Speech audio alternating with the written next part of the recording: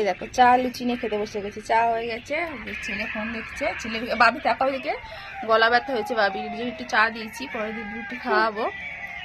আর এই দেখো লুচি, লুচিগুলো বেশ সুন্দর, কত সুন্দর ফুলেছে দেখো সবগুলো। 5টা লুচি করেছি গুনে গুনে, কারণ ও খেতে চায় না, আমার অতটা ভালো লাগে না, ওই একটা দুটো ঠিক আছে, চা দিয়ে খাবো তাই। চলো চাটা খেয়ে নিই। হ্যাঁ বাপি, কিচ্ছু খেতে হবে না ছেলেটা। আর কত সুন্দর রোদ্দুর এসে বারান্দায় বারান্দায় বসে খাচ্ছি চা। এই যে রবিবার কখন দিয়ে রান্না বান্না হবে ঠিক নেই।